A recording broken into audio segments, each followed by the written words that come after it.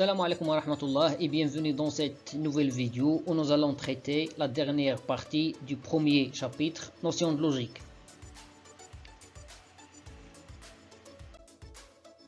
Le concept de cette séance sera raisonnement par récurrence. Elle contient une propriété, une remarque et deux exemples. Raisonnement par récurrence. Propriété. Soit Pn une fonction propositionnelle qui ne dépend que de l'entier naturel n, et soit n0 un entier naturel.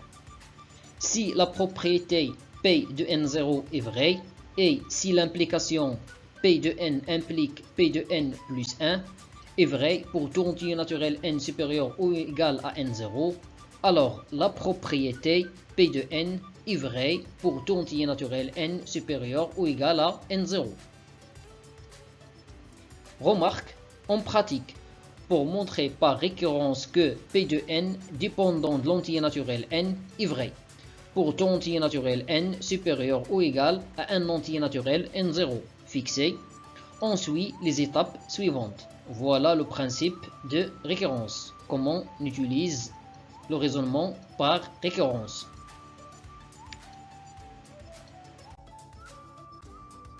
La première étape, on initialise la récurrence en prouvant que P de n0 est vrai.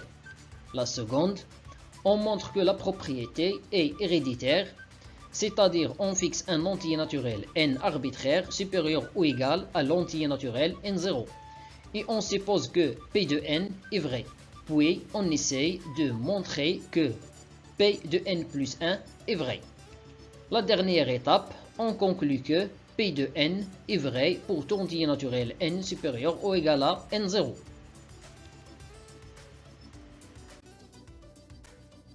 Des exemples. Le premier exemple montrant par récurrence que le nombre 5 à la puissance n-1 est un multiple de 4 pour tout entier naturel n. Tout d'abord, un petit rappel. On dit que le nombre entier b est un multiple de l'entier a si seulement si on a. Il existe un entier naturel k tel que b égale à k fois a. Pour utiliser le raisonnement par récurrence, il faut vérifier trois étapes. La première étape, c'est l'initialisation. Puisqu'on travaille dans l'ensemble des entiers naturels, alors le premier élément, c'est n égale à 0. Donc on va initialiser la propriété pour n égale à 0. Donc, on va remplacer ici n par 0. On obtient 5 à la puissance 0 moins 1 égale 1 moins 1, ça fait 0. Et on sait que 0 est un multiple de 4. Cela signifie que la propriété est vraie pour n égale à 0. La deuxième étape, soit n un élément de n étoile. Supposons que 5 à la puissance n moins 1 est un multiple de 4 et montrons que 5 à la puissance n plus 1 moins 1 est un multiple de 4. D'après l'hypothèse de récurrence, ce qu'on a supposé, on a 5 à la puissance n moins 1 est un multiple de 4. C'est-à-dire qu'il existe un entier naturel k, j'ai utilisé cette définition. Il existe un entier naturel k tel que 5 à la puissance n moins 1 égale à 4k.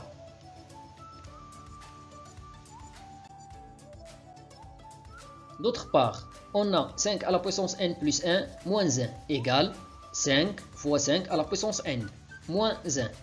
Après, je factorise par 5. Alors j'obtiens 5 fois 5 à la puissance n. Et ici, 5 fois moins 1, c'est moins 5. Plus 5, ça fait 0. Alors j'ai l'égalité. Moins 1.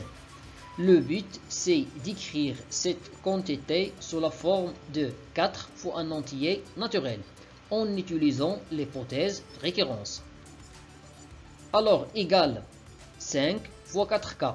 4k, car d'après l'hypothèse de récurrence, 5 à la puissance n-1 égale à 4k, avec k un entier naturel. Et 5 moins 1, ça fait 4. On remarque un facteur commun ici, alors factorisons par ce facteur. Donc on obtient 4. Le premier terme nous donne 5k et le deuxième terme nous donne 1. c'est-à-dire égal à 4 fois k', avec k' égale 5 fois k, c'est un entier naturel comme produit de deux entiers naturels, plus 1. Aussi, c'est un entier naturel comme somme de deux entiers naturels. Donc k' est un entier naturel. Et cette dernière écriture signifie que 5 à la puissance n plus 1 moins 1 est un multiple de 4. D'où, d'après le principe de récurrence, quel que soit n appartenant à n, 5 à la puissance n moins 1 est un multiple de 4, ce qu'il fallait démontrer. Le deuxième exemple, montrons par récurrence que, quel que soit n appartenant à n étoiles, on a 1 plus 2 plus 3 jusqu'à n égale n fois n plus 1, tout divisé par 2.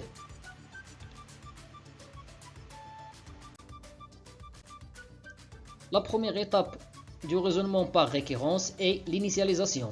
Puisqu'ici il s'agit de l'ensemble des entiers naturels non nuls, alors le premier élément c'est n égale à 1. Et par suite, le premier côté nous donne 1. Le deuxième côté, je vais remplacer n par 1. J'obtiens 1 multiplié par 1 plus 1, tout divisé par 2. Ça fait 2 sur 2 égale à 1. Alors on aura le premier côté égale le deuxième côté. Et par suite, la propriété est vraie pour le premier élément. La seconde étape, soit n un élément de n étoile, supposons que 1 plus 2 plus 3 jusqu'à n égale n multiplié par n plus 1 tout divisé par 2. Alors maintenant, cette égalité, c'est des données. Et montrons que 1 plus 2 plus 3 jusqu'à n plus 1 égale n plus 1 tout multiplié par n plus 2 et tout divisé par 2. Tout simplement, j'ai ajouté à n 1. À chaque fois, j'ajoute 1. n plus 1, le voilà. Et n plus 1 plus 1, c'est n plus 2. Le voilà. On a 1 plus 2 plus 3 jusqu'à n plus 1 égale 1 plus 2 plus 3 jusqu'à n plus 1. Avant n plus 1, ici, avant n plus 1, il se trouve n. Toujours. Avant 6, on a 5. Avant 4, on a 3. Et ainsi de suite. Cette expression égale n fois n plus 1 tout divisé par 2. Ce terme, ou bien cette quantité, égale à n multiplié par n plus 1 tout divisé par 2. Cela d'après l'hypothèse de récurrence. Le voilà.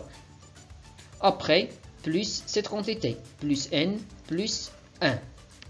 L'étape suivante, c'est juste, on va mettre au même dénominateur. Le même dénominateur, c'est 2. Donc, ici, je multiplie et je divise par 2. Après, je remarque un facteur commun, c'est n plus 1. Donc, on obtient n plus 1. Le premier terme nous donne n.